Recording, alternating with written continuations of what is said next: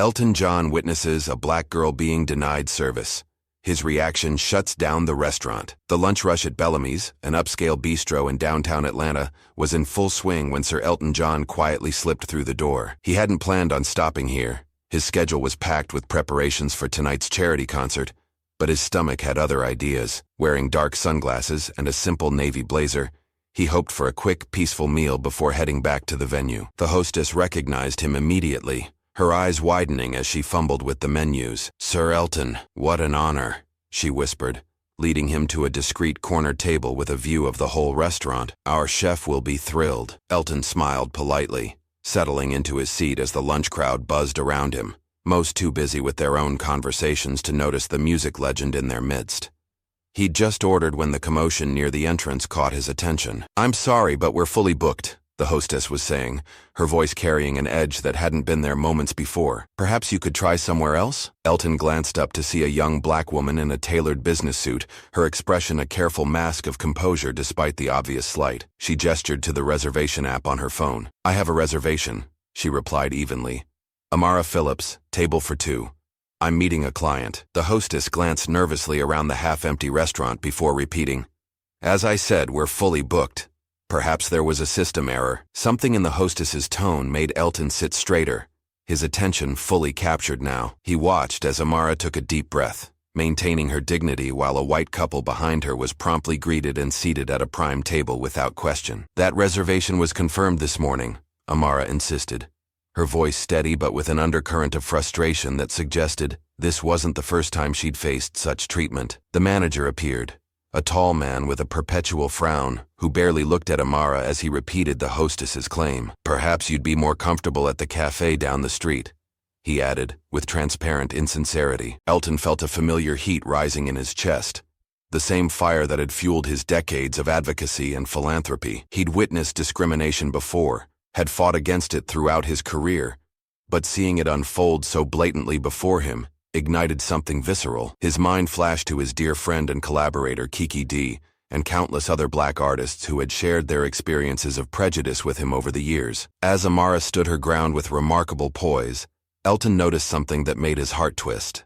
A small pin on her lapel, a music note wrapped in a rainbow. He couldn't read the text from where he sat, but he recognized the design from one of his AIDS Foundation fundraisers from years ago. Without thinking, Elton pushed back his chair and stood up. The scraping sound drew eyes throughout the restaurant, including Amara's. For a moment, their gazes locked, and something unspoken passed between them, a shared recognition of injustice that transcended their differences.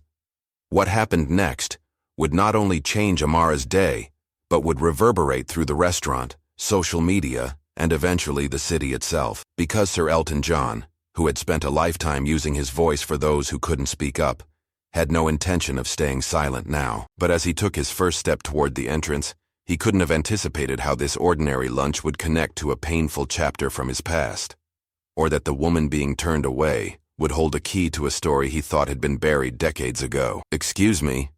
Elton's voice cut through the murmur of the restaurant, his British accent instantly recognizable. Heads turned as he approached the entrance, where Amara still stood her ground. "I couldn't help but overhear." The manager's demeanor shifted instantly, his frown melting into a practiced smile. "Sir Elton, is everything all right with your table? We can certainly—" "Everything's fine with the table," Elton interrupted, his tone measured but firm. "What's not fine is what I'm witnessing here." He turned to Amara, extending his hand. "I'm Elton, Amara Phillips," she replied, shaking his hand with a surprised smile. "And yes, I know who you are. Your music has been the soundtrack to some of the most important moments of my life." The manager stepped between them, lowering his voice. "Sir, I assure you there's no issue here. We're simply at capacity and—" "At capacity?" Elton gestured around the restaurant, where at least 6 tables sat empty. "Unless you're expecting the Queen and her entourage, I believe you have room for this young lady and her client." The tension in the air was palpable as other diners began to whisper among themselves, some pulling out phones to capture the unfolding scene. The manager's face reddened. "Sir, with all due respect, you don't understand our reservation system," he insisted, his voice strained. "What I understand," Elton replied, removing his sunglasses to meet the manager's gaze directly, "is that I just watched you seat 3 parties who came in after Ms. Phillips, all of whom happened to be white. A hush fell over the nearby tables. Amara's composed exterior cracked slightly, revealing a flicker of gratitude mixed with long-carried weariness. "It's okay," she said softly to Elton. "I'm used to this. I can find somewhere else." "No." Elton shook his head firmly. "You shouldn't have to be used to this. Not in 2025, not ever." The manager paled, suddenly aware of the phones recording the exchange. There must be some misunderstanding. Perhaps there was a glitch in our system. "A glitch that only affects certain people?" Elton raised an eyebrow. As the standoff continued, a young server nervously approached them. "Mr. Belmont," she addressed the manager. "Ms. Phillips's reservation is right here in the system." She turned her tablet to show him the screen. "Table 12, 1:30 p.m. Mr. Belmont snatched the tablet, scrolling frantically. "This must have been added after she arrived," he muttered. "It was confirmed this morning," the server insisted, her voice quavering but determined. "I handled it myself." Elton watched this exchange with growing interest. The young server, her name tag read Jessie, was taking a significant risk by contradicting her manager. There was more to this story than met the eye. "Well then," Elton said, breaking the uncomfortable silence, "it seems the system is working perfectly fine. Ms. Phillips has a reservation, and she deserves to be seated." He turned to Amara. "Would you mind terribly if I joined you? I've suddenly lost my appetite for dining alone." Before Amara could respond, another voice joined the conversation, a familiar voice that made Elton freeze in place. "I think that's an excellent idea." An older black woman approached from the entrance, elegant in a royal blue dress, her silver hair cropped short. "Although I believe I'm the client Ms. Phillips was supposed to meet." Elton's breath caught in his throat as he recognized her. Clarissa Washington had been one of the background vocalists for his 1975 tour, a tour marked by both incredible musical heights and the painful shadows of discrimination they'd encountered at venues across America. "Clarissa," Elton whispered, memories flooding back. Memories of canceled reservations, separate entrances, and the quiet dignity with which she'd faced it all. Memories of a night in Dallas when he'd been too exhausted, too wrapped up in his own drama to stand up for her when it mattered most. "Hello, Elton," she smiled, her eyes crinkling at the corners. "It's been a long time." Amara looked between them, confusion evident on her face. "You two know each other?" "Oh yes." Clarissa nodded, her gaze never leaving Elton's face. "Mr. John and I have history.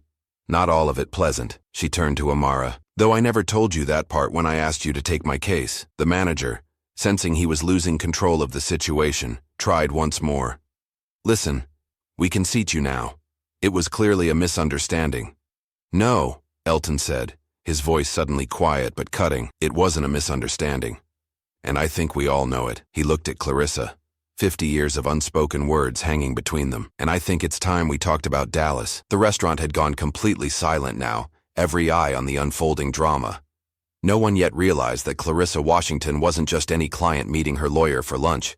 She was the woman who had recently filed a landmark discrimination lawsuit against the very restaurant chain they were standing in. Or that Amara Phillips wasn't just any attorney, but the rising star civil rights lawyer who had already brought 3 major corporations to their knees over similar issues in the past year alone. Or that the pin on Amara's lapel, the one that had caught Elton's attention, was a memento given to her by her grandmother Clarissa, who had received it from Elton himself after a concert where she'd been denied entry to the after-party, despite being part of his own touring band. What had begun as a simple case of restaurant discrimination was about to unravel a 50-year-old wound that Elton had never properly addressed. And as phones continued recording, the story was already spreading across social media like wildfire. "Table for 3, then?" Elton suggested, his voice steady despite the emotional earthquake rumbling beneath his carefully maintained composure. The manager, sensing defeat, signaled to the hostess who quickly led them to a spacious corner table. As they settled in, the restaurant's hushed atmosphere gradually returned to its normal buzz. Though sideways glances and whispered conversations continued, phones still discreetly recording. "I didn't expect to see you today, Elton," Clarissa said once they were seated, her fingers lightly tracing the edge of her water glass. "But perhaps it's fitting." Amara looked between them, lawyer's instincts fully engaged. "Would someone please tell me what happened in Dallas?" Elton sighed deeply, removing his sunglasses and rubbing the bridge of his nose. "It was 1975. Height of my fame. Middle of a grueling tour." "June 28th, Clarissa specified. Some dates burn themselves into your memory. We'd just played a sold-out show, Elton continued, his voice dropping lower. Magnificent performance, one of our best. The audience loved Clarissa's solo during Don't Let the Sun Go Down on Me. Standing ovation. But after the show, Clarissa picked up the thread. The real world was waiting. Jesse, the server who had confirmed Amara's reservation, approached their table with water and menus, her hands trembling slightly. "I'm so sorry about earlier," she whispered, her eyes darting nervously toward the manager's office. "Not your fault, love," Elton assured her. "Actually," Jessie hesitated, then lowered her voice further. "There's something you should know." She reached into her apron pocket and pulled out a folded paper. "Mr. Belmont sends these around before every shift. It's a coding system." Amara took the paper, unfolded it, and her jaw tightened as she read. "Table priorities," she murmured, passing it to Clarissa and Elton. The paper outlined a system for categorizing guests, with unmistakable racial and socioeconomic markers determining who received preferential treatment. "May I keep this?" Amara asked, her professional demeanor masking the anger beneath. Jessie nodded. "That's why I showed you your reservation. I'm tired of being part of this. There are more documents, emails, training materials." She glanced over her shoulder. "I can get them to you. That would be very helpful," Amara said, slipping Jessie her business card. "You're doing the right thing." After Jessie left to fetch their drinks, Elton leaned forward. "Now I understand why you're meeting here," he said to Clarissa. "This isn't just about today." "No," Clarissa confirmed. "This restaurant chain has been systematically discriminating for years. Amara is helping me build a class action case." She fixed her gaze on Elton. "But we were talking about Dallas." Elton nodded, the weight of old guilt visible in the slump of his shoulders. "After the concert, there was a party at the hotel's rooftop restaurant. Top-tier venue in those days. I was part of Elton's touring band," Clarissa explained to Amara. "But when we arrived at the restaurant, the manager stopped me at the door, said they had a policy. Everyone else was allowed in. The white band members, the crew, the entourage. I was already inside," Elton continued, shame coloring his voice. "Someone told me what was happening, but He trailed off. "He sent someone to tell me he was sorry, but he didn't come out himself," Clarissa finished for him. "Didn't make a scene, didn't threaten to leave. The party continued without me." The admission hung heavily in the air between them. "I was exhausted, coming down from the performance high, half drunk already," Elton said, not as an excuse but as context. "But that doesn't matter. I failed you, Clarissa. I let it happen." "Yes, you did," she agreed simply. Amara watched them both, seeing the decades-old wound still raw. "So, today felt like déjà vu," Elton admitted. "Except this time, I couldn't look away." "The next morning," Clarissa continued, "Elton sent me this." She reached into her purse and pulled out the small pin that matched the one on Amara's lapel. A music note wrapped in a rainbow, along with a note that said, "Your voice matters." That was it. No direct apology, no acknowledgement of what happened. Just this pin and 5 words. "And then we never spoke of it again," Elton added softly. "The tour continued. You sang beautifully every night. I convinced myself that the pin and note were enough, and I kept singing." Clarissa nodded. "Because that's what professionals do. But that night changed something for me. Not just about you, but about what I was willing to accept in this industry, in this world." Amara touched her own pin. "My grandmother gave me this before my first day of law school. Told me it was a reminder that my voice matters in rooms designed to silence me." "Your grandmother?" Elton looked between them, confusion evident on his face. Clarissa smiled. "Amara is my granddaughter, Elton. She doesn't use Washington professionally, took her father's name, but she is very much my blood." The revelation hit Elton like a physical blow. He stared at Amara, suddenly seeing Clarissa's determined eyes mirrored in her face, the same dignified bearing, the same unflinching gaze. "You didn't know?" Amara asked, watching his expression. "I had no idea," Elton whispered. "When you said you were meeting your client, I didn't specify which client," Clarissa said. "Some might call it fate that you were here today." "Or justice," Amara added quietly. Before Elton could respond, a commotion near the entrance caught their attention. A tall, distinguished man in an expensive suit was speaking urgently with the manager, who kept gesturing toward their table, his face ashen. Multiple staff members huddled nearby, phones in hand, their expressions anxious. "That's Calvin Moore," Amara informed them, Regional director for the restaurant chain. He got here quickly, Clarissa noted with raised eyebrows. Social media works faster than lawyers sometimes, Amara replied, nodding toward the countless phones still aimed in their direction. Videos of what happened are already trending. The regional director approached their table, professional smile firmly in place. Sir Elton, Ms. Washington, Ms. Phillips, I'm Calvin Moore.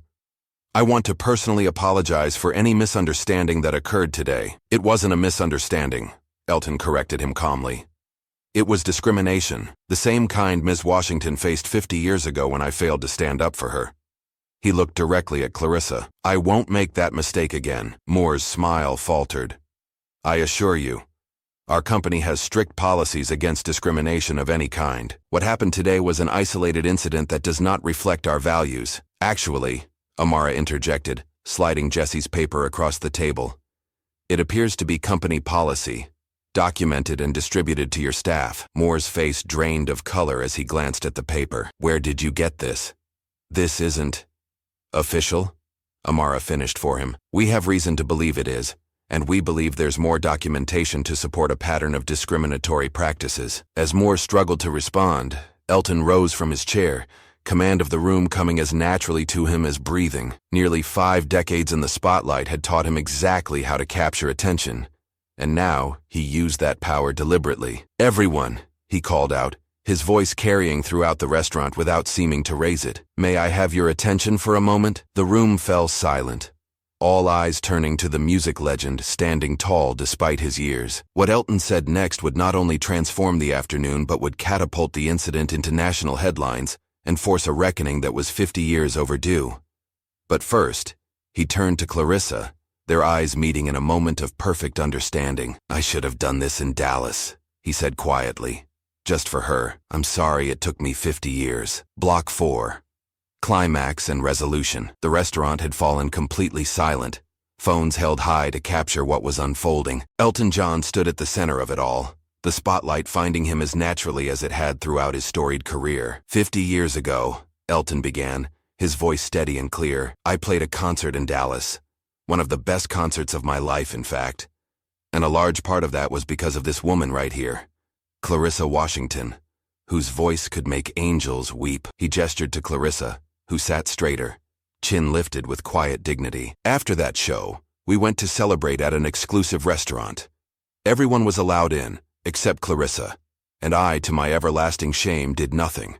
I sent a message of apology and a small token, and then I convinced myself that was enough. Calvin Moore shifted uncomfortably, looking desperately toward the exits, but finding himself as captivated as everyone else by Elton's words. Today I walked into this restaurant by chance, Elton continued, and witnessed the exact same thing happening again. Only this time, the woman being denied service was Clarissa's granddaughter, Amara. Murmurs rippled through the room as cameras flashed and video kept rolling. Some might call that coincidence. I call it an opportunity to make right what I got wrong half a century ago. Elton turned to Moore. You say discrimination doesn't reflect your company's values, but we have evidence that it's explicit policy. Moore stepped forward, sweat beading on his forehead. Sir Elton, perhaps we could discuss this privately. No, Elton shook his head firmly. That's exactly the problem. These things happen because they're kept private, because people like me, people with privilege and power, look away or handle it discreetly. He addressed the room again. I've spent decades supporting causes I believe in, fighting for equality and justice, but today I'm reminded that real change doesn't just happen through charity galas and benefit concerts. It happens in moments like this, when we refuse to be complicit in the everyday injustices happening right before our eyes. Amara stood now too, professional composure giving way to raw emotion. My grandmother gave me this pin, she said, touching the small rainbow music note on her lapel, and told me it was a reminder that my voice matters. What she didn't tell me was that it came from you, Sir Elton, on a night when her voice was silenced. Clarissa reached across the table and took Elton's hand. I didn't tell her because I didn't want her to carry my pain. I wanted her to fight her own battles. She looked up at her granddaughter with fierce pride. And she has. Much more effectively than I ever could. Not more effectively, Amara corrected gently. Just with different tools. You fought by continuing to show up, by excelling in spaces that tried to exclude you. You fought by raising my mother to be strong, and her raising me to be relentless. Jessie, the server, stepped forward from where she'd been listening nearby. "I have more," she said, her voice quavering but determined. "Emails, memos, training materials, all showing the same pattern. I've been gathering them for months." She turned to Amara. "I'll testify. I'm done being part of this." Several other staff members moved to stand beside her, a silent show of solidarity that spoke volumes. Moore, realizing he was losing control of the situation entirely, made one last desperate attempt. "Everyone, please return to your meals. This is being blown completely out of proportion." "No, it's not," came a new voice, as an elderly white couple rose from a nearby table. The woman stepped forward, leaning heavily on her cane. "We've been coming here every Tuesday for 15 years. We've seen it happen again and again, how certain people get seated by the kitchen or told there are no reservations available." She looked at Clarissa and Amara. "I'm ashamed to say we never spoke up. But we will now. We'll testify too." One by one, other diners began to stand, some offering to share videos they'd taken over months showing the pattern, others simply nodding in solemn support. Moore's professional veneer cracked completely. "This is absurd. You can't all, this is—" He turned to Elton, lowering his voice to a hiss. "Do you have any idea what you're doing? One word from our legal team and what?" Elton challenged, unfazed. "You'll sue me? Go ahead. I've got excellent lawyers." He smiled at Amara, though they might not be quite as good as Ms. Phillips here. "Actually," Amara interjected, her lawyer's composure restored, "I think this would be an excellent time to discuss settlement terms for our class action suit, Mr. Moore. Perhaps we could use your office?" Moore looked around at the sea of phones recording his every reaction, the staff members standing in solidarity with Jessie, the customers offering their own testimonies, and finally at Sir Elton John, a global icon whose word would be believed over any corporate denial. His shoulders sagged in defeat. "My office." 5 minutes. As Moore retreated, the atmosphere in the restaurant transformed. What had begun as tense confrontation shifted to something more powerful, a moment of collective awakening, of people finding their voices after years of silence. Elton turned to Clarissa, taking both her hands in his. "I know this doesn't erase what happened in Dallas. Nothing can. But I hope—" "It's not about erasing the past, Elton," Clarissa interrupted gently. "It's about making sure it doesn't become someone else's future." She glanced at Amara. "That's what I've tried to teach my family." "She taught me well," Amara confirmed. "But there's something you should know." She reached into her briefcase and pulled out a folder. "This lawsuit wasn't just about this restaurant chain. It was about establishing a precedent, about creating a legal framework that makes it easier to hold establishments accountable for discriminatory practices. And my coming here today wasn't coincidence," Clarissa added. "I've been following your movements, Elton. I knew you were in town for the charity concert, knew your habits well enough to guess you might stop here." "You planned this?" Elton asked, astonished. "I planned to meet Amara here," Clarissa clarified, "to sign the final paperwork for our suit. Your presence was, let's call it a hopeful possibility. The universe delivering poetic justice." "And what a delivery," Elton laughed softly. 50 years later, I finally get to do the right thing." "Better late than never," Clarissa smiled, the last traces of old hurt finally fading from her eyes. As they gathered their things to join Moore in his office, Elton turned to face the still watching crowd. "Thank you all for your support today. But remember, it shouldn't take a celebrity to make these moments matter. Each of you has the power to speak up when you see injustice, to not look away, to not decide it's someone else's problem." He glanced at Amara's pin once more.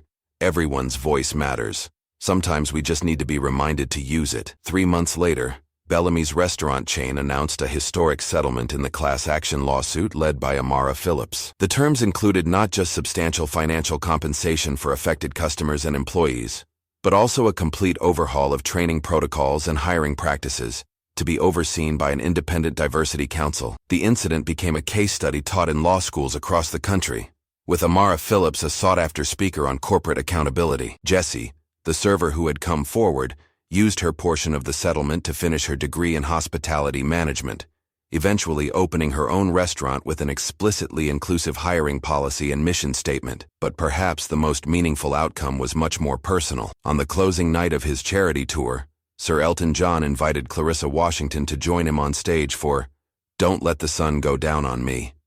the same song she had soloed on in Dallas 5 decades earlier. As her powerful voice filled the arena, moving many in the audience to tears, Elton stepped back from his piano, content for once to let someone else command the spotlight.